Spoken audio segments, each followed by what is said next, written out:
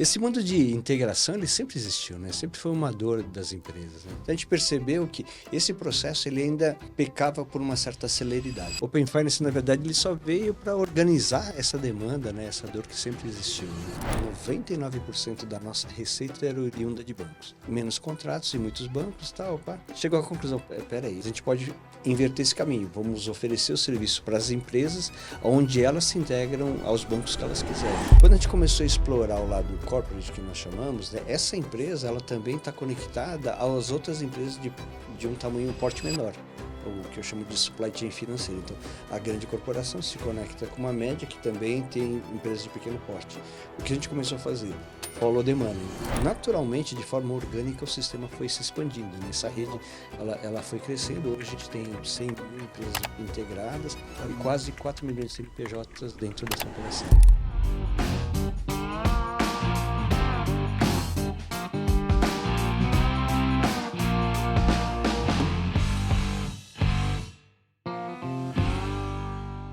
Em alguns casos, parece que quando a gente fala de conectividade, parece que esse assunto ele surgiu apenas no Open Finance, né? Conectar contas, passar informação de uma instituição para outra. Para a pessoa física, pode até ser relativamente verdade, que é algo novo que tem acontecido no mercado.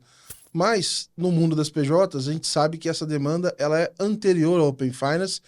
E para a gente bater esse papo aqui, falar de conectividade para o mundo PJ, a gente vai conversar com uma empresa que já está olhando para isso há 22 anos. A gente vai falar com o pessoal da Finet hoje. Estou aqui com o presidente, né, o CEO e cofundador da Finet, Yoshimichi Matsuzaki, e hoje a gente vai bater esse papo sobre conectividade e entender um pouco também desse cenário pré-Open Finance, né, que muitas vezes é meio esquecido, mas a demanda das PJ sempre foi latente por isso, né? É verdade. E, antes de mais nada, muito obrigado pelo convite, Gabriel. É uma honra estar presente aqui com vocês, né? Esse mundo de integração, ele sempre existiu, né? Sempre foi uma dor das empresas, né? Então, o Open Finance, na verdade, ele só veio para organizar essa demanda, né? Essa dor que sempre existiu, né? Boa, eu acho que assim, a gente vai poder explorar bastante isso. E aí eu quero aproveitar, antes da gente entrar nesse papo direto, entender um pouco da sua trajetória e quando é que se começa isso, né? Quando é que você olha para essa conectividade como uma dor e vai atacar isso, enfim, junto com essa criação da Finet, né? Não, perfeito. Bom, a minha formação, eu sou engenheiro elétrico de formação, né? E ao longo da história da carreira, a gente vai entendendo, ocupando outras posições. E eu tenho uma formação de administração também, engenheiro pela Poli, né? Administração pelo INSPER, né? MBA. E aí, depois que a gente fundou a Finet, tem algumas dificuldades de operacionalizar, RH a gente no início faz tudo, então eu percebi que precisava de uma formação um pouco mais de RH, então eu também fiz psicologia, né? Que legal. Agora, o meu sócio, Marcos Bonfá, né, ele tem uma origem também de tecnologia, né, passou pelo Bradesco e tal, a gente teve um encontro de carreira, a gente começou a conversar sobre a necessidade, né, desse mercado, chegou à conclusão que existia uma oportunidade de a gente explorar o mercado financeiro, que na época um link de frame relay era R$2.000, R$3.000 e o mercado já vinha trazendo VPNs, usando a internet como espaço mais seguro. Mas a internet ainda era aquela fase, assim, início do anos 2000, assim, o pessoal tinha muito medo da internet, né? Era sinônimo de perder dados, mas com o surgimento de criptografia mais avançada, VPNs, a gente começou a trabalhar a integração das empresas e dos bancos, né? E inicialmente com o projeto da Swift, depois projetos com grandes bancos que adotaram essa tecnologia também de VPN. Nesse momento, vocês estavam olhando para essas conexões de algum determinado porte de empresa? Como é que foi esse período, assim? O que para a gente é muito grato, que normalmente você tem uma solução, o que acontece? Você começa a levar essas soluções para pequenas empresas, porque é mais fácil você ter um trabalho de venda e tal. Mas pelo nosso histórico de ter trabalhado em alguns projetos grandes, por exemplo, o primeiro como consultoria na Swift, a gente construiu uma autoridade junto aos bancos, né? E o que a gente fez? A gente pegou essa mesma topologia que a gente desenvolveu para esse projeto da Swift e trouxe para o mercado financeiro nacional. E aí a integração dos bancos junto às empresas e tal, facilitou com que a gente iniciasse pelos grandes bancos, né? Então, os primeiros clientes bancos nossos foram, por exemplo, Bradesco, depois Nestlé, Banco do Brasil, grandes operações começaram junto com a gente. Então, Legal. Eu imagino que esse tipo de cliente, logo no início, ele já vai dando uma casca grande ali na hora de construir a própria solução, né? Exatamente. Tem um processo de homologação natural que eu falo, né? Sim. Que é assim, o nível de exigência de segurança, né? De um grande banco, né? De um grande cliente, ele tem a barra é bem alta, né? E o processo de você se homologar, ele é muito demorado, né? Então a gente trabalhou muito tempo sem realmente receber pelo serviço, porque é um processo de homologação e validação. Então a gente ficou quase um ano, né? Depurando o produto, discutindo sobre o processo de financeiro, né? Então, assim, é uma homologação natural, né? Assim, Uhum. e aí é diferente de quando você trata com empresas de menor porte, né? Isso que eu ia perguntar, assim, é, desse momento que vocês iniciam, pro momento que tá hoje, 22 anos depois, assim, em que momento que vocês passam a olhar para outros segmentos de cliente ou clientes menores? Eu queria entender um pouco dessa construção de produto, porque a gente está falando aqui nos bastidores, hoje se tornou um grande ecossistema, né? Então, para a gente entender um pouco dessa base, Sim, como é que foi evoluindo isso? Como é que vocês foram olhando assim, o que mais a gente precisa conectar, para quem mais a gente precisa conectar as perfeito. soluções? Na prática, assim, né, a gente começou a empresa a fornecer serviços para os grandes bancos, né? E os bancos, a dor do banco era o quê? Eu preciso integrar rapidamente aquela empresa. E geralmente são grandes corporações. E 99% da nossa receita era oriunda de bancos. Menos contratos em muitos bancos, tal, pá.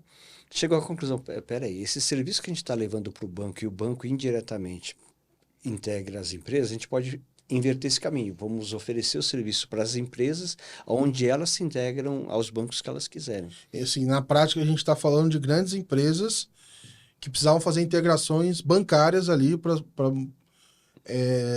Bom, é legal te deixar isso claro para a audiência, mas você não vai ver essa grande empresa entrando no Bankline e operando ali o dia a dia. Isso é muito, muito raro, né? Ela Exatamente. tem uma solução própria e nessa época você já tinha esse desafio de fazer essas integrações, só que você fazia pela ponta do banco e não pela ponta do cliente, né? Exatamente. Mas é que na prática, assim, a integração, tanto ela vale pelo lado banco ou lado empresa, que na tecnologia, na verdade, Sim. ela é Mas eu digo equivalente. assim, comercialmente, Sim, exatamente. você... Comercialmente a gente começou pelo lado banco, depois lado empresa. Quando a gente começou a explorar o lado corporate, que nós chamamos, né, essa empresa ela também está conectada às outras empresas de um tamanho, um porte menor, o que eu chamo de supply chain financeira. Então, a grande corporação se conecta com uma média que também tem empresas de pequeno porte. O que a gente começou a fazer? Follow the money, né? Então, a gente deu a solução para as empresas que se conectam aos bancos, mas também tem uma relação com seus fornecedores. E aí, essa empresa também tem uma relação com outros bancos e outros Legal, fornecedores. Então, naturalmente, de forma orgânica, o sistema foi se expandindo, né? Essa rede, legal. ela foi crescendo. Hoje a gente tem 100 mil empresas integradas e Caramba. quase 4 milhões de CNPJs dentro dessa operação. Então, Caramba, é muita gente. é muita gente. Principalmente se a gente falar aqui no Open Finance tem 600 mil consentimentos, você fala assim, olha, você tem pelo menos 4 milhões, né, que estão operando ali nesse ecossistema, né? Exatamente, é isso aí. Como é que foi um pouco desse processo aqui de conexão? Quais eram os desafios dessa conexão? Porque, obviamente, contando agora, depois de muito tempo, já fala mais tranquilo, né? Parece que tudo Sim, foi tranquilo, mas eu imagino que foi bem desafiador, porque a conexão, eu imagino que ela se adapta, vamos dizer assim, tem demandas diferentes por setores diferentes, bancos diferentes, né? exatamente. No primeiro momento, a gente tinha um gap de tecnologia. O que acontece? Hoje, todo mundo fala internet, né? Então, tá Uhum. todo mundo na internet. Quando a gente está falando do ano 2000, aquela época, as empresas, cada um ocupava um espaço diferente de tecnologia. Então, tinha empresas que usavam frame relay, tem empresas que usavam X25, aí usando um pouco esse tequinês, né? Tem empresas que já estavam namorando com a internet. Então, a forma como elas chegavam e transportavam os dados financeiros eram diferentes. Então, o que a Finet fazia? Ela fazia essa conciliação do momento de tecnologia de cada empresa. Então, tinha empresas que estavam usando o velho X400, STM400, e do lado do banco e do lado da empresa ela queria trafegar por internet. O que a gente fazia? Se conectava e pegava essa informação que saía do banco, num tipo de tecnologia, fazia a adequação da informação e entregava na outra tecnologia. Então, ela saía por X25 e chegava via internet. Ou então, saía por frame relay e chegava do outro lado por STM400, assim, Vocês como eram... que ela quisesse. É como se fosse um grande... igual esses adaptadores de tomada, né? Não importa a Exata, tomada, a gente vai fazer sim. ela funcionar aqui e tal. Exatamente, exatamente. É o adaptador universal É para essa isso, é integração. isso. E a gente resolvia a gap de tecnologia, né? Então, com o tempo a gente percebeu que havia na parte de conectividade gaps que a gente foi resolvendo. E no final a gente percebe que existia gaps de informação também. A gente Uhum. subiu da estrutura de conexão para a estrutura de dados. Então, as versões de Febrabank, NAB, elas vão evoluindo, ou então você opera com o banco X e quer passar a operar com o banco Y, tem estruturas diferentes de informação. A gente começou a fazer essa adequação, inclusive, Uhum. da informação, que o mercado conhece como mapeamento de informação. Daí no passo seguinte a gente começou, né, processar as informações de fato, não só essa conversão, e foi nascendo soluções SaaS, né, que hoje... Legal. E aí Que, foram nascendo diversas soluções. que tipo de informações na época vocês estavam conectando? Então, assim, eu vou falar aqui de informação da minha conta bancária, informações de pagamento, mas aí você fala de supply chain, imagino que vai envolver também de pedido, fornecimento, nota fiscal, quais eram esses dados e como é que vocês faziam até para priorizar o desenvolvimento, porque eu imagino que toda hora era uma escolha do qual o Exato, próximo passo, né? exatamente. Existe dentro dos produtos financeiros dos bancos, a gente está falando de cobrança, pagamento, extrato, tributo, folha de funcionário, assim por diante. Então, todos os produtos que um banco possui, naquela época, a gente já fazia essa integração, entendeu? E aí, basicamente, é muito parecido com o modelo do Open Finance hoje. Então, aquela empresa, ela encaminha um documento para o banco, onde ela dá consentimento para que a Finet seja responsável pelo transporte das informações, dos dados. E a gente trabalha essa adequação, essas conversões, Legal. como fosse necessário. Você acha que o fato de vocês inicialmente trabalharem na ponta do banco e ter essas homologações foi um diferencial para vocês a partir daí criarem essas conexões oficiais com os bancos? Como é que foi um pouco essa... Sim. Porque eu fico pensando que a gente está até comentando nos bastidores aqui que se eu não tenho essa homologação oficial, se eu não consigo fazer, o caminho que o pessoal segue, vai fazer via scraping, vai fazer via qualquer outra solução, né? O que a gente fez, né? Então, primeiro foi essa conectividade, a gente começou a desenvolver soluções SaaS que conciliava toda essa informação. Então, quer dizer, normalmente a pessoa tem um internet bank, se ela tem 10 bancos, ela vai ter que logar, a gente percebeu que ela tinha que logar em 10 sistemas. A gente desenvolveu uma solução única, né? No caso, o Bank Manager, na época também o portal de boletos, assim. Então, todas as nossas soluções, elas são multibanco, multiempresa. Então, a pessoa tem um único token onde ela consegue acessar e obter as informações. O que aconteceu lá para 2010, mais ou menos, começou a surgir soluções semelhantes, onde a pessoa tem uma percepção de que ela consegue logar num SaaS, mas o que ela era? Era um scrap, né? Então você criava um usuário, que é um usuário robô, onde esse usuário, na verdade, tinha acesso à sua interface, ou então o usuário real cedia a sua senha para que fosse feito o crawler, o Sim. scrap. E aí é um ponto de exposição de segurança, né? No nosso caso, aquela estrutura, ela é confinada ainda, né, na mesma estrutura como se fosse do banco, entendeu? Então, esse dado, ele não tem como ser acessado, a não ser que tenha, né, o consentimento também do banco e nas estruturas nossas de informação. Legal.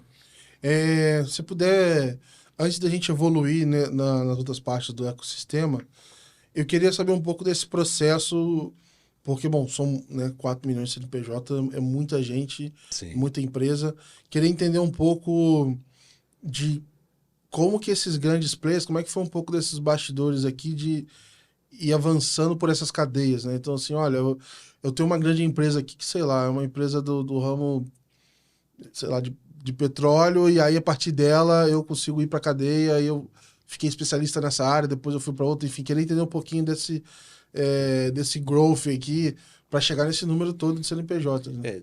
Na prática, o que acontece, né, é assim, todas as operações, de diferente do segmento, ela tem uma área financeira que tem uma característica muito semelhante. Então, o que a gente optou, a nossa opção foi se especializar nesse segmento financeiro, as dores da área financeira, né, do aspecto tecnológico de integração. E aí, quando a gente olha operador do financeiro, o que que é? Quando ele tem muitos fornecedores, o que acontece? Muitos fornecedores, o cara recebe ligação direta. Então, a área de contas a pagar vira um call center. A gente construiu uma solução onde, ao invés de ligar, a pessoa acessava um portal, as informações estavam lá disponíveis para cada fornecedor acessar e saber quando que ele vai receber, ele tem um comprovante, ele tem um extrato, ou então ele tem uma quantidade muito grande de funcionários. Então, o que acontece? O funcionário é folha, daí quando você tem uma quantidade muito grande de funcionários, tem o desligamento, tal, pá. Então, no momento do desligamento, tem que apresentar o comprovante. Então, tinha empresas que pagavam milhões, né? Porque no momento do- de discutir com o juiz sobre o desligamento, você tinha que mostrar todos os seus comprovantes. Mas aquilo é muito rápido, até o comprovante chegar na mão, o cara não Uhum. conseguia aprovar. Então, subiu um portal onde todos os comprovantes daquele funcionário, historicamente, em folha, estavam presentes. Então, quando a pessoa tem muito fornecedor, muito cliente, muito funcionário, tem muitos tributos que ele tem que, porque ele está em diversas regiões, tudo que tem muito volume, a gente está presente porque a gente automatiza esse processo. Legal. Do ponto de vista de construção de time ao longo desse tempo, como é que foi também um pouco o lado da, assim, definição de times? Porque, assim, o que está na minha cabeça, assim, você tem muitas oportunidades e possibilidades de automação diferente. Sim, Em algum momento você tem que falar não ou falar sim para o que você vai fazer, sim, e ao mesmo tempo ter o time suficiente ali de tecnologia para perfeito. abraçar esses desafios, né? Queria ver um pouco desse seu lado, de como que foi isso e, obviamente, imagino que a experiência ali dentro da psicologia também tenha ajudado a lidar com essa formação, né? Na prática, sim.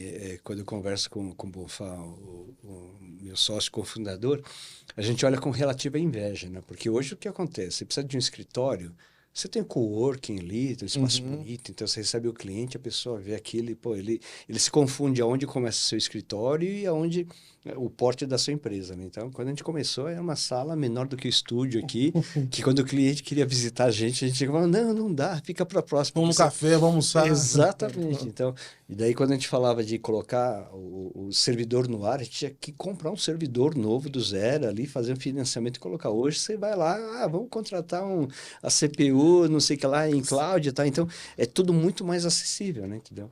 Você faz Por- sem sair de casa. Tudo Exatamente, isso. exatamente, entendeu? Então, daí o nosso processo foi muito bootstrap, né? Entendeu? Então, a gente fez um primeiro investimento inicial ali e tal, pá, e começou, pá, pá, Que pá, pá. legal. E aí, acho que a grande diferença é que a gente não só desenvolveu sistemas nesse histórico todo, mas também, junto com isso, como a grana sempre foi curta e sempre vai ser curta, né? Assim, é realmente desenvolver as equipes também, né? Então, tem profissionais hoje, quando a gente fala para o mercado, a gente tem pessoas que trabalham com a gente 20 anos, 15 anos, 18 anos. Quando você fala Caramba. no mercado de tecnologia, cara, depois de 2 anos, ele já, não, Sim, não, eu dois quero anos. sair daqui, já acabou, Aham. entendeu?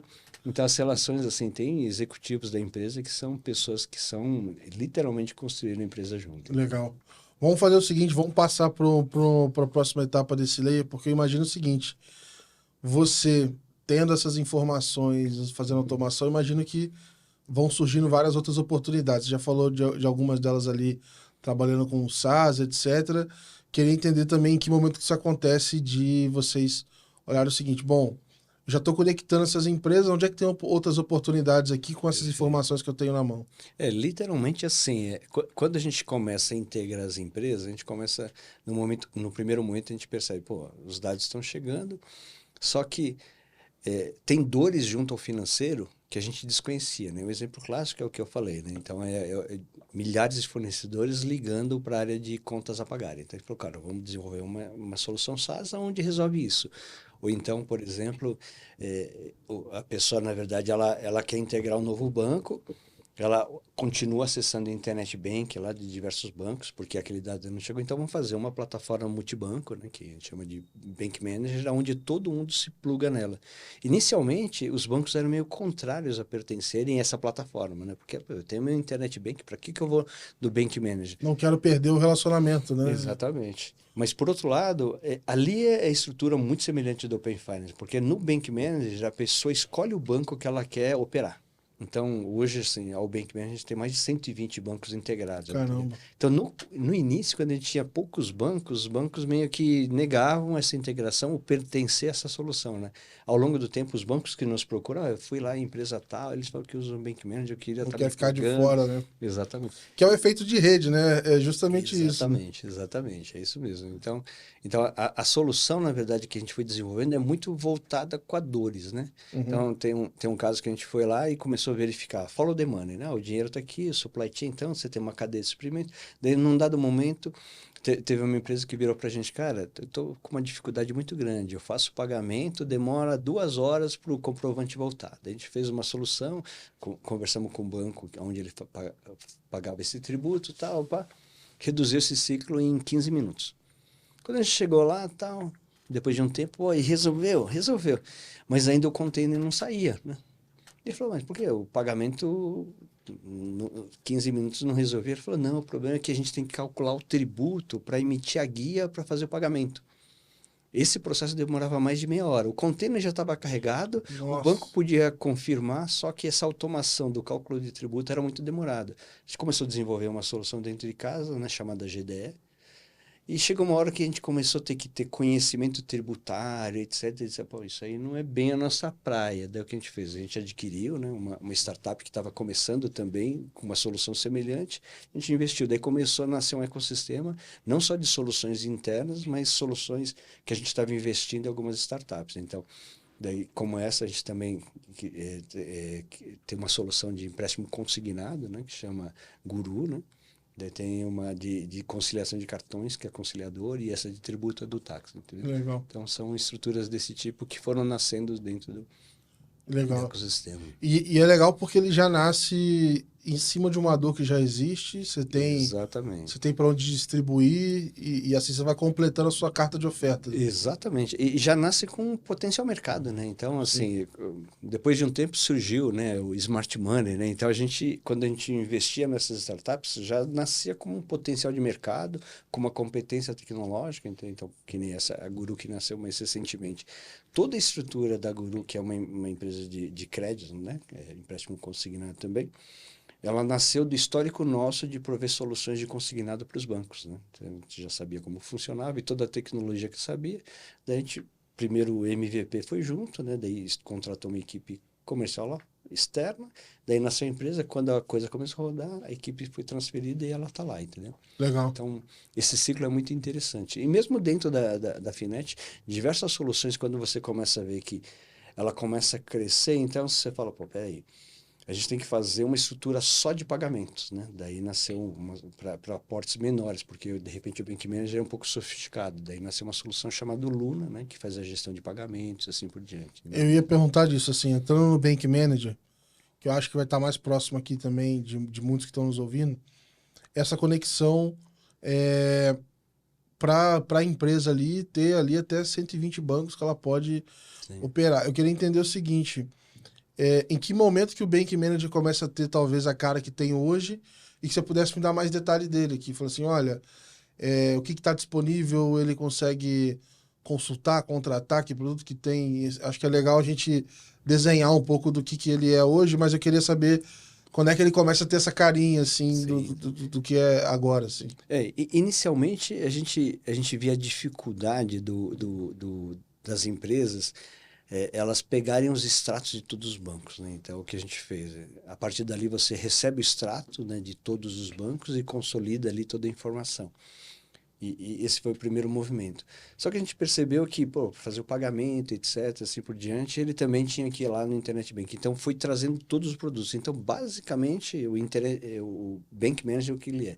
É o Internet Banking que você faz todas as operações que você faria no banco, você faz no Bank Manager.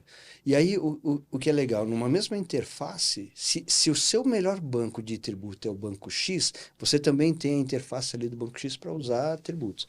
Se o melhor banco seu de folha é o banco A, você usa também na mesma interface. Você vai escolhendo dentro daquela interface qual o banco que você vai operar, entendeu? Ele é multibanco. Multibanco, multiempresa. Multiempresa. Imagino que isso seja ótimo também para, igual, acho que a gente, não sei se a gente comentou aqui ou foi em off, mas por exemplo, administradoras de condomínio ou Exatamente. incorporadoras, etc., Exatamente. que tem várias contas ainda para tomarem, para olhar e Sim, movimentar, né? exatamente. Toda a estrutura que ele é responsável por diversos CNPJs, né?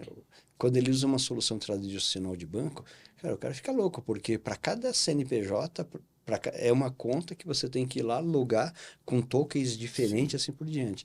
Então, a solução do Bank Manager que ele faz, ele pega, recebe todos os extratos, toda a movimentação de cada conta de bancos diferentes e consolida numa única view, né? Então, Uhum. isso ajuda bastante. Que outras soluções vocês podem permitir para essas empresas que estão se conectadas? A gente, né, comentou também do cash pooling, o que mais que É, é, ele consegue facilitar no dia a dia dele, uma vez que ele concentrou tudo num lugar só. o que acontece hoje, principalmente com esse movimento, né, de Selic, a gente vê que, puxa, numa virada de noite você já consegue contabilizar alguma coisa. E algumas operações têm diversas contas e o dinheiro acaba adormecendo ali naquela conta, mesmo que seja um valor menor, mas quando você traz todo esse dinheiro e põe numa conta, você tem um patamar interessante que você consegue negociar com o banco de investimento ou algum retorno interessante. E aí a gente desenvolveu soluções de cash pooling, né? Através dele, ele consegue trazer todos os recursos disponíveis, né, dentro da capilaridade dele, dentro de uma conta que ele define. E aquela conta é o que ele tem acordado com o banco para que ele tenha um ganho, né, ao longo do dia, né? Que antigamente, no tempos de altas inflações, é o antigo overnight, né? Não sei Uhum, se... uhum. Então, assim, é esse tipo de estrutura que a gente provê. Legal. Eu tenho a curiosidade aqui de entender o seguinte: me parece natural, mas em que momento que vocês passam a olhar para o Open Finance e o que vocês esperavam ou esperam também que isso adicione nas conexões que vocês já fazem, né? Perfeito. Porque, de certa forma, você tem aqui, pode ser um substituto ou não, complementa, é perfeito, não é? Enfim, eu queria entender um pouco de estrategicamente, qual que era a visão, porque hoje vocês são uma ITP, né? Estão no conselho da INIT, etc. Então é legal a gente entender um pouquinho desse lado também. A Finet nasceu nessa forma de integração. Ela já pegava consentimento do seu cliente, ela já definia o produto que ia estar operando, então é muito parecido, né, do que é hoje, né, Open Finance. Então a gente percebeu que esse processo ele ainda pecava por uma certa celeridade, né? Então às vezes demorava uma semana, 2, 3 dias para que a gente conseguisse essa integração. Daí a gente falou, cara, tá vindo Open Finance, né, com todas as regras e tal, pá. E aí é, a gente tem a possibilidade de não só as grandes operações, mas empresas de porte médio, até pequenas, elas terem acesso a isso, né? Porque na prática o que acontece? Quanto menor o porte da empresa, menos aquela assimetria mais assimetria de informação. Então as empresas de um médio menor, porte menor, eles acabam ficando mais reféns, por assim dizer, preso àquele banco, porque para ele movimentar aquilo que ele tem no outro banco e conseguir aquele crédito que ele tem, todas aquelas vantagens, é muito difícil. Então ele fica. Então a gente começou a olhar para isso e falou, puxa, tem uma grande oportunidade, né? Então a gente embarcou nisso, já como sócio associado fundador da INIT, né? Que é a Associação das ITPs, e a gente começou esse projeto junto e a gente usa também não só a estrutura tradicional de conexão, né, via API, via EDI e outras formas de conexão, a gente também se integra, né, os bancos através do Open Finance. Então, o que acontece? A forma como a gente traz a informação, puxa os dados, é das mais variadas possíveis, desde a tecnologia mais avançada, por assim dizer, Open Finance, Uhum. que está amadurecendo, APIs e EDIs e assim por diante. Dentro do que existe hoje de possibilidades, tem, além da conexão de dados, tem a parte de movimentação de recursos, né? Sim. Queria saber o que esses trilhos novos, seja via Open Finance ou Pix, etc., que eles podem adicionar para essas empresas que estão fazendo essa conectividade com vocês? Porque tem muita coisa legal entrando no mercado, Sim. é, enfim, isso pode facilitar de um lado cobrança, mas do outro lado também pagamentos, etc. Entender um Exatamente. pouquinho desse lado.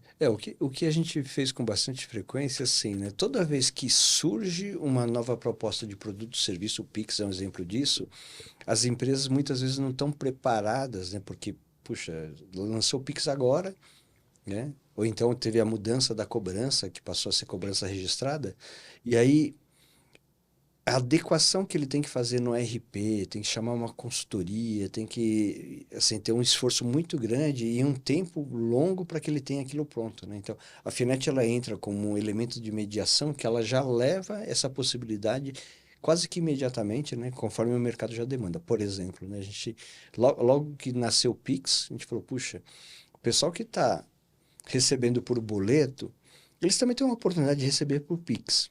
E a Uhum. gente lançou no mercado o que nós internamente chamamos de Bolepix, né? Uhum.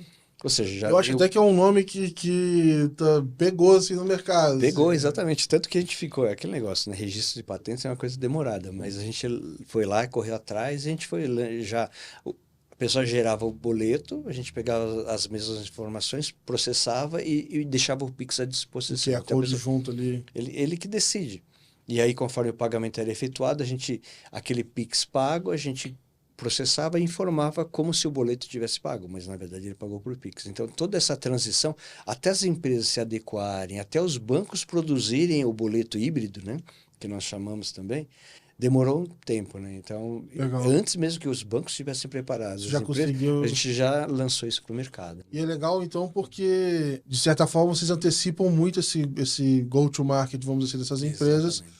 para não ficarem atrás do mercado, porque até compreender isso, mudar e etc., é melhor que alguém que já está olhando vários casos de uso, né? Exatamente. E assim, aquela estrutura é replicável. Então, toda vez que a gente descobre uma dor, né, um trabalho a ser lançado, um projeto, aquele modelo, como ele é estritamente financeiro, a gente consegue pegar aquilo e replicar dentro da comunidade, né, dentro do Uhum. ecossistema. Hoje, o que mais está compondo esse ecossistema de vocês? Hoje, o que acontece? A gente trabalha com um mundo de integração, né, que é o que a gente majoritariamente falou. A gente tem um mundo de cash, que é representado fortemente pelo Bank Manager. A gente tem um universo de pagamentos, né, entendeu? Que é onde a gente trabalha com todas as formas de recebíveis.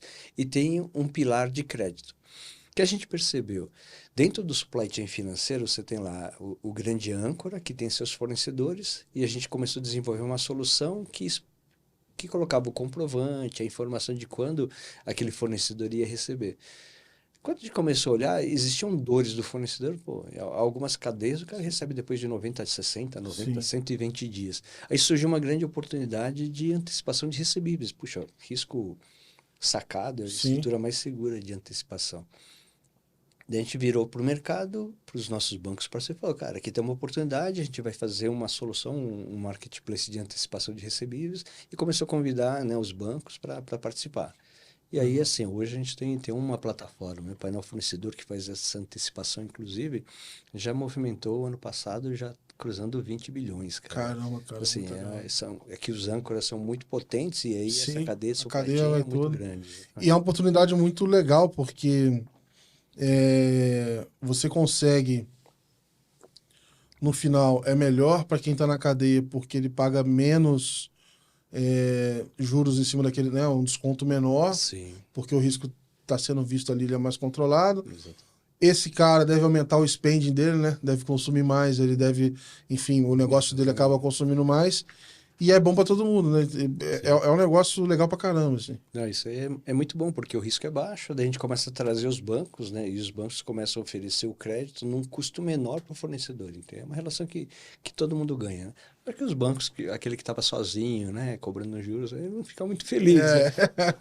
Mas eu acho que é justo, né? Não, mas em muitos casos é o banco e, dependendo de quem for na cadeia, eles recorrem até gente de fora, porque na Exatamente. hora que aperta ali, precisa de grana, ele vai Sim. correr atrás. Que na essência é a essência do Open Finance, né? Se você para pensar. Qual que é a proposta do Open Finance?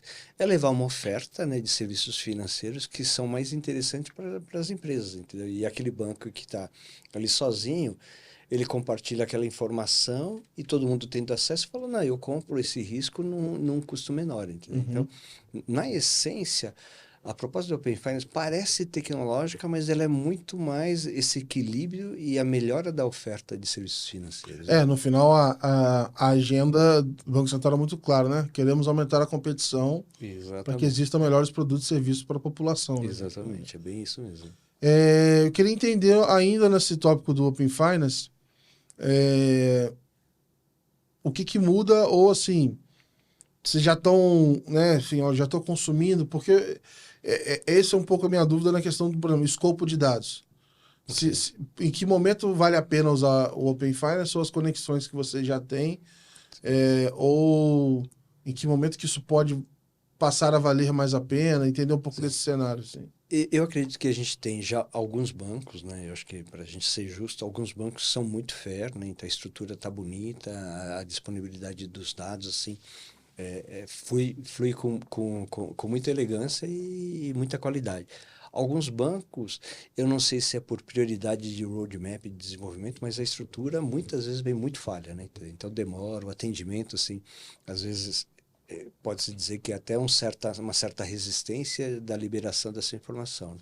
Isso é um trabalho muito forte que a gente vem fazendo, né, junto à INIT, junto ao Banco Central, trazendo, na verdade, o cenário do mercado, né? Porque só nós que estamos ali na ponta, né, fazendo essa tratativa dos dados junto com as empresas que percebemos, né, o gap que acontece. Uhum. E é importante que isso seja, né, resolvido o quanto antes, porque isso coloca em xeque a própria credibilidade, né, Uhum. do Open Finance junto, né, às pessoas jurídicas, né? Sim. Como que ou como é que vocês viram é, essa visão estratégica de ser um dos membros fundadores da Init? Queria passar um pouco por esse lado e até o processo de virar ITP, porque vamos dizer assim, uma coisa é você trabalhar com conectividade, essencialmente com foco em tecnologia. A outra é você se tornar uma entidade regulada pelo Banco Central e ter Sim, outras obrigações, etc. Então, eu perfeito. queria entender um pouco desse momento aqui e o que que se veio ao mesmo tempo, o que que veio? Virar ITP e junto com a Init, Sim. enfim, queria ver esse momento também. A gente estava, em alguns momentos, um pouco, como se diz, indeciso em relação a como entrar nesse mercado, né, de IPs, ITPs e assim por diante, né? Mas a gente olhava para a IP, né, a gente via que as IPs já estavam começando a quase que se posicionar como um concorrente do banco. Uhum, A gente falou, puxa, a gente não... parte da nossa carteira significativa são os bancos, né? Quando a gente se posiciona como concorrente, isso também fica sob júdice. Então a gente começou a discutir, puxa, o que nós fazemos basicamente são as transações sem reter o dinheiro, entendeu? Então as IPs eles ficam com o fluxo do recurso, mas uma ITP não, né? A ITP, na verdade, o que ela faz? Ela pilota as instruções, ela inicia a transação de pagamento. Então era muito mais próximo da operação que nós fazíamos, né? Então falou, uhum. não, acho que a ITP é o que faz mais sentido, A porque a ITP gente não fica pura, vamos dizer assim. ITP por isso, né? Porque a gente não fica com recurso, né? Como a Finet sempre operou, e aí falou, ó, isso aí realmente é o posicionamento de futuro do que é o posicionamento da Finet. Então, a gente acredita muito que ITP, né, esse mercado vai se estabilizar, vai crescer muito, e é nesse sentido que a gente chamou outros players para compor a associação, né? Legal. Hoje vocês, como ITP, vocês estão usando para soluções de vocês ou também tem pessoas que procuram a infra de vocês Sim, para sim. soluções? Exatamente. Nós, enquanto Finet e enquanto ITP, mesmo o Finet sem um modelo Open Finance, a gente hospedou diversas fintechs que utilizavam a gente como estrutura de infraestrutura tecnológica para chegar no mercado financeiro. Então, Legal. diversas startups do mercado, fintechs do mercado, utilizavam o serviço da Finet para começar a acessar esse mercado, né, de Legal. soluções. Então, sempre fomos assim um provedor de soluções para o mercado financeiro, né? E voltando nesse papel da Init, eu queria também entender um pouco disso, assim. É uma organização independente que olha para esses ITP puros, agora também já tem representatividade no conselho do Open Finance. Queria Exatamente. ouvir um pouco da sua visão sobre isso e como que é estar nesse conselho, assim. Ah, bacana. O que acontece, né? Assim, o movimento de pagamento, né, na nossa concepção é o gatilho, porque de um lado o pagamento é de um lado e a cobrança do outro, né? Então, agilizar esse processo é o que dá um dinamismo para esse mercado, né?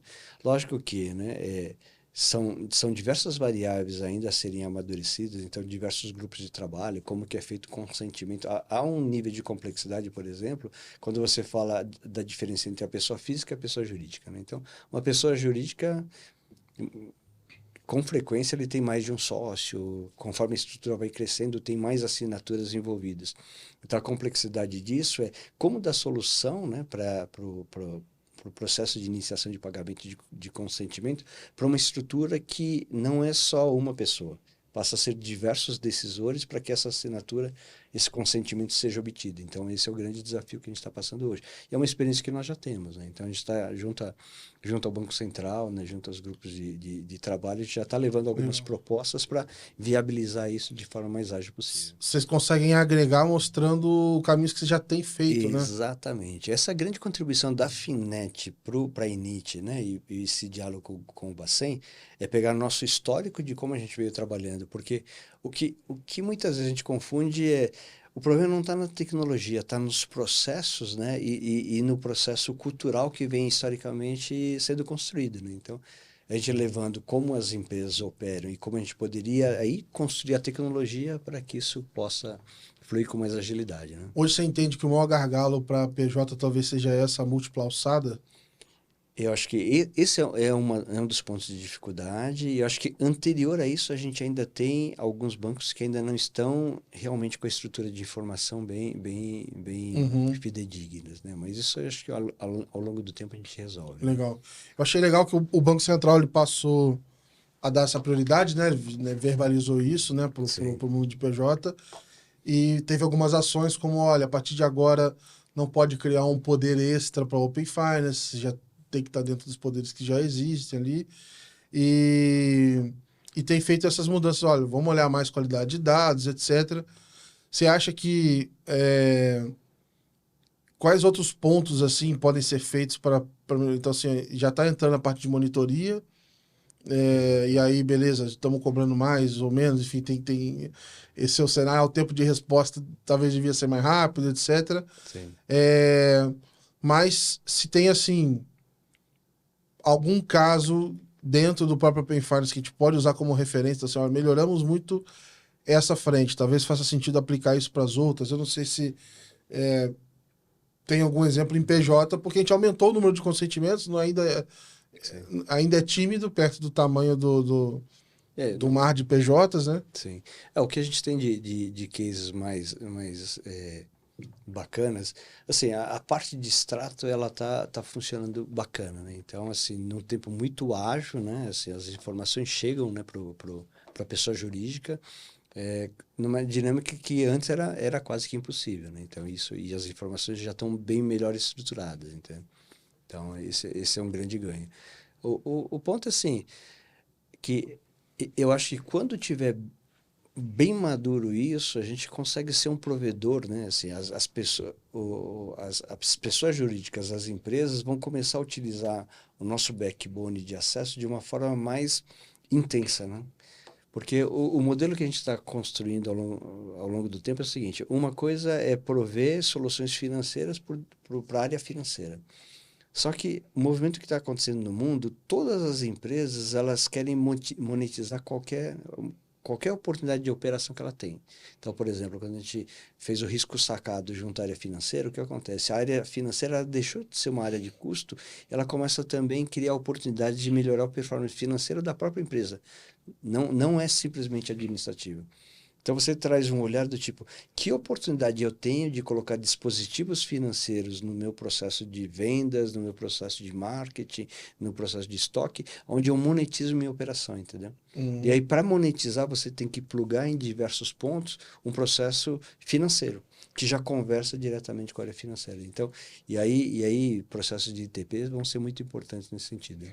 Então, é muito próximo do que, quando a gente olha na pessoa física, o gateway de pagamento ali e tal, coisas desse tipo que a pessoa física faz. Na pessoa jurídica, isso vai escalar muito mais. Legal. E operações menores vão começar a dar mais volume para esse trabalho, né? Nesse ecossistema de vocês, por exemplo, tem demanda para as pessoas também olharem da parte financeira, organização de planos de contas, classificação desse extrato, tem essa demanda de gestão, né? Porque você fala, é um bankline múltiplo, né? Multibanco, etc. Essa parte de gestão também entra em algum momento ou tem essa demanda? O bacana é que o que nós fazemos, né? Tem um trabalho diferente em relação a como é o roadmap do nosso produto. Normalmente, o que acontece? Até a área de produtos, a área de marketing lá, que é um guru que tem que ficar descobrindo as coisas, isso daí eu também entendo que é importante, né? Mas como a nossa comunidade é relevante, a gente faz encontros com a comunidade, Ah, que legal. joga todo mundo numa sala e aí vamos conversar. O que está doendo, né? O que vocês... Então, o processo de evolução do produto é ditado pela comunidade, entendeu? Então, é um evento que nós chamamos de cocriação.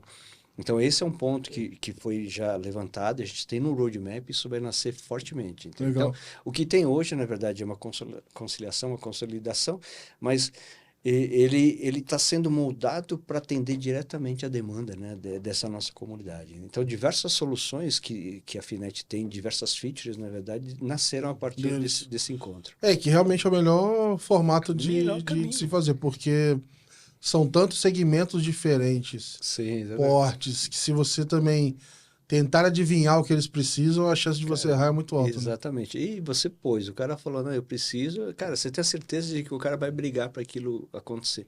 E é um ponto que eu falo pro pessoal, né? Assim, a gente tem que chamar os nossos clientes, os usuários, para que eles se sintam pai e mãe daquele produto. E isso é um processo muito importante, né? Então é aquela história, né? Toda mãe tem um filho, quando nasce aquele bebê parece um joelho, mas é bonitinho, entendeu? Então essa relação, né, emocional, essa relação de propriedade, né, do produto, a gente tem que estar entregando pro cliente, né? E eu falo assim, ter cliente é uma coisa, né? Outra coisa é ter torcedor, né? O cara torce. Cara, ninguém deixa de ser corintiano ou palmeirense porque o time Uhum. perdeu. Pelo contrário, cara, fica mais, né? Então, acho que esse senso de pertencimento, esse senso de propriedade sobre o produto, apesar da comunidade ser grande, quando você trabalha esse sentido, existe uma relação muito mais intensa com o produto e uma preocupação, né? Toda vez que...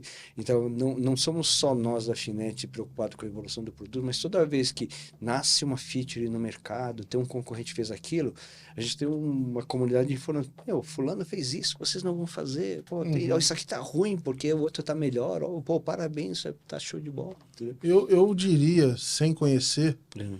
que vocês devem ter um churn baixo porque tem um efeito de rede muito forte. Você tem muitas operações que você vai cada vez mais ganhando espaço no dia a dia desse cliente. Sim. Então, o esforço até para mudar, dado a quantidade de rotinas que você acaba tendo presente, ele acaba sendo maior, né?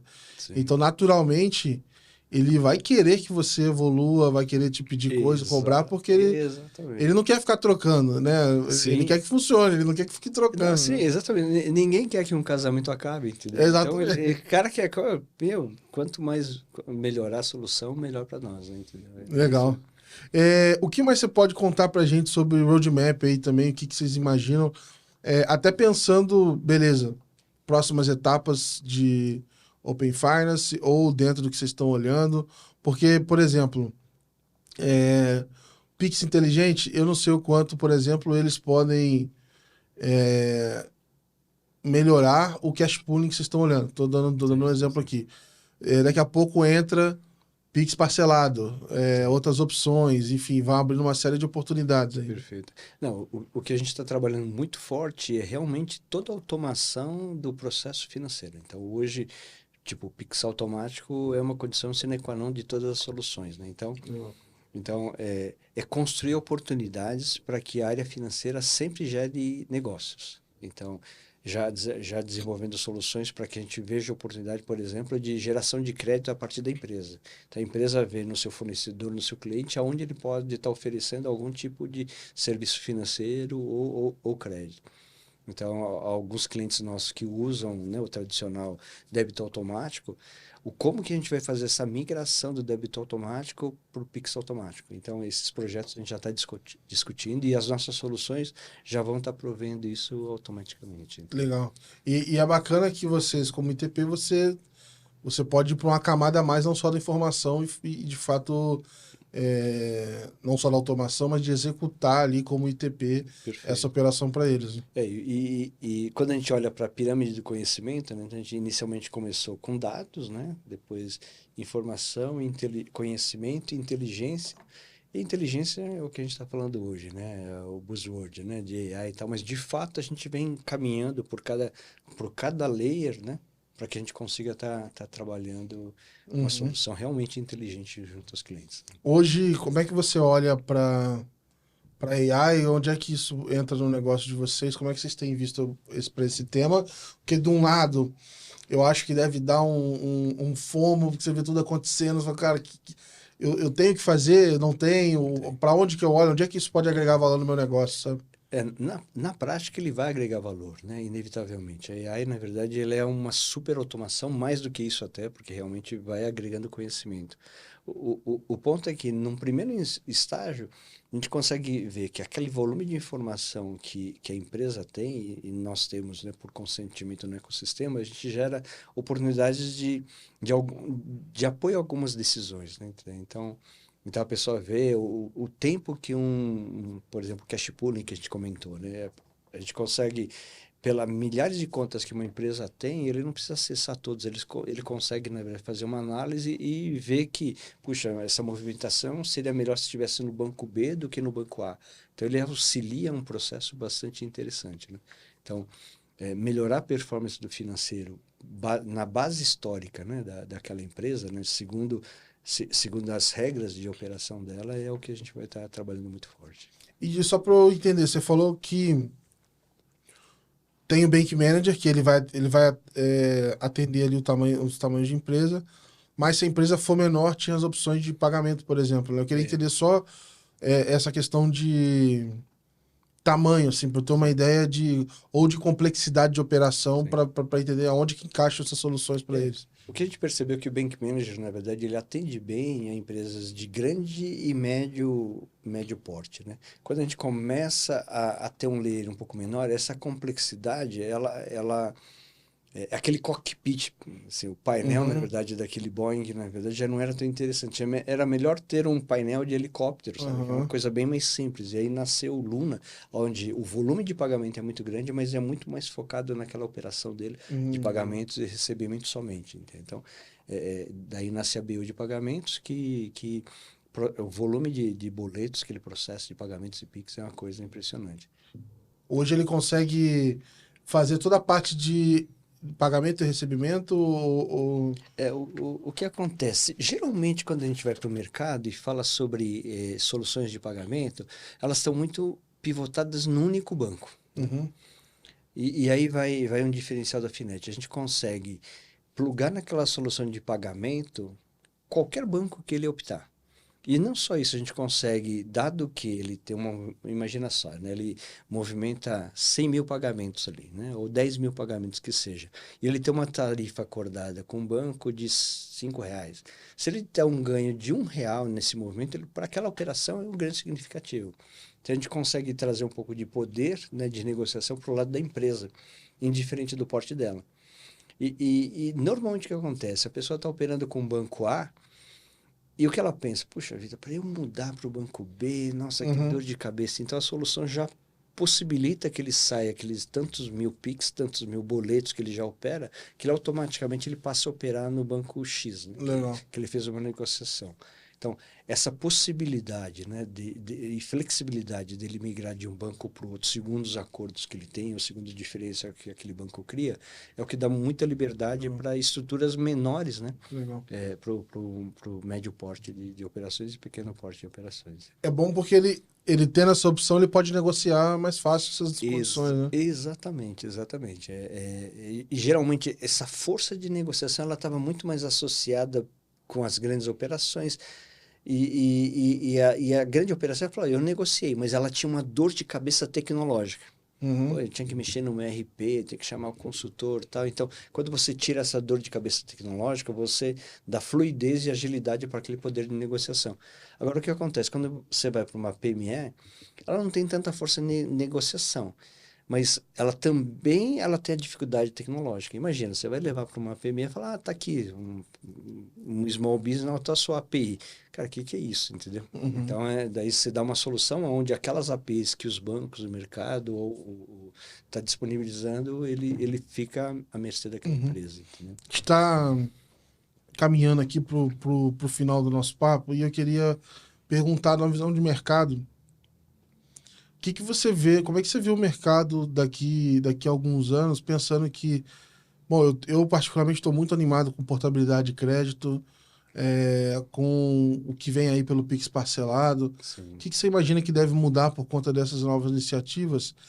E se elas também, por exemplo, podem chegar para a PJ nesse caso da portabilidade, eventualmente, se ficar fácil, igual a gente acabou de discutir aqui, Sim. se ficar fácil você levar o crédito de um lugar para o outro, você negocia ele melhor e acaba tendo condições Exatamente. melhores, né?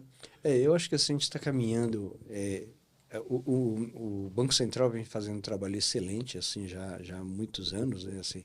E o mercado financeiro brasileiro ele sempre foi muito robusto, né? Quando o governo, naqueles épocas de inflação, a gente criava um novo imposto, o pessoal saía mexendo nos mainframes, tudo, tinha uma agilidade muito grande, né? E o Banco Central veio para realmente trabalhar,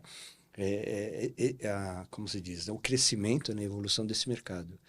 Agora, o que a gente precisa agora, assim, a tecnologia, né? A gente vai estar levando ofertas, né, de novos serviços, né? Ou até a própria tecnologia para dar essa flexibilidade. O que a gente tem que caminhar em paralelo é, é a maturidade financeira das pessoas físicas e das organizações, né?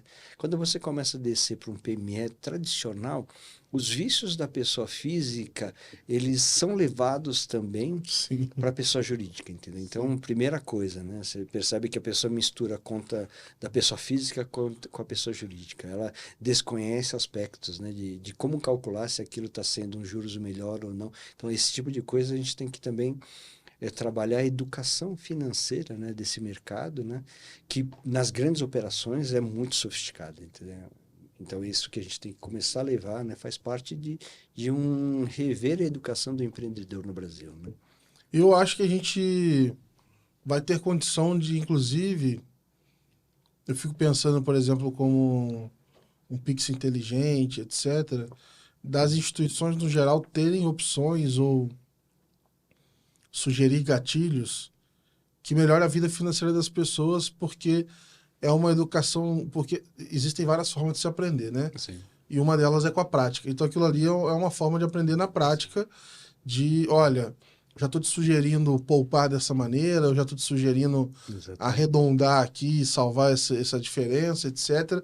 Acho que pelo meio dessa atividade que é sugerida, mas se você aceitar, ela acontece independente do seu hábito, aquilo te força a criar um hábito mais saudável, né? Exatamente. O que nós temos discutido bastante são propostas preditivas. Imagina que você é um empreendedor, que você opera com tantos bancos, tal, e você consegue fazer uma análise da tarifa para o Pix ou para a cobrança. E aí você sabe que no mercado tem uma oferta de um outro banco, que na verdade não é 5, ele está oferecendo por 3. Você automaticamente leva para ele essa oferta do tipo, ó, existe uma disponibilidade de você reduzir o custo nessa operação se você migrar a parte do Pix, a parte de cobrança para esse banco. Uhum. E essa possibilidade que o Open Finance traz, e hoje também, né, a gente consegue fazer essa análise, a gente já começa a ser um ofertante de melhora de performance para aquele gestor financeiro, entendeu? Não, Então, desculpa, pode e falar. às vezes assim, o próprio gestor financeiro, ele muitas vezes ele se perde. Então, tem um recurso que ele deixa disponibilizado como fundo de reserva, porque, pô, dentro do fluxo de Aham. caixa, ele vai deixar um tempo ali, só que tem ofertas mais interessantes para ele fazer o investimento. Então, o que a gente vai começar a trabalhar de forma bastante proativa é levar a oferta de melhora da performance financeira da Legal. gestão dele, entendeu? E eu até falei brincando, vai sair daqui com um cliente já, porque eu tenho que olhar para isso urgente. Não, cash pooling, do seu E, caso, e, ótimo. cara, você tá aqui parado, vamos dizer assim, cheio de coisa para resolver, e aí a parte financeira. Às vezes não dá tempo de você procurar uma oferta melhor que você nem sabe se ela existe. Tem coisas Não, é assim. mais ou menos assim. O empreendedor no geral, assim, no mundo, né? Mas no Brasil é muito forte assim. O cara está muito ocupado para ganhar dinheiro. Essa é a Mas daí ele verdade. não tem tempo para cuidar do dinheiro que ele ganhou, entendeu? E Exatamente. às vezes assim, ele tá, às vezes, dependendo do exemplo, ele tem um dinheiro que está ali, ele está correndo atrás para ganhar R$ 1.000. Mas se ele tivesse cuidando daquele dinheiro, ele ganhava R$ 1.000 com aquele dinheiro Ganhava. que ele tem, entendeu? Então, assim, é um processo que a gente tem que melhorar a consciência em relação à gestão financeira mesmo. Sim, pô, excelente. E o Schmidt, queria te agradecer pelo papo, cara. Foi muito boa a conversa. Eu agradeço, cara. Eu aguardo aí os novos cases para a gente vir contar. Com certeza. Outros passos que a própria associação, um dia que a gente quiser falar com o time da Init também. Enfim, as portas estão sempre abertas aí. Obrigado pela participação, viu? Eu que agradeço, cara. E realmente, nos próximos eventos que nós tivemos lá no Finet Dome, a gente vai chamar vocês. Dentro da Init tem espaços para a gente falar de podcast e tal. Boa. Vai ter muita coisa para fazer juntos. Muito obrigado. O Finet Dome, cara, tá sensacional. Se vocês ainda não foram conhecer, aguarde o próximo evento e com certeza você tem que ir lá prestigiar. Tá muito bacana. E para a audiência, obrigado mais uma vez por terem acompanhado esse episódio. E fica o recado para vocês. Entre no nosso portal letsmoney.com.br, tem uma matéria deste episódio e de todos os outros. Então, se não deu para assistir algum deles, vai lá, acompanha, lê, você vai ficar sempre atualizado, pode compartilhar com o seu time. A gente se vê no próximo episódio. Obrigado e tchau, tchau. Até mais. Valeu!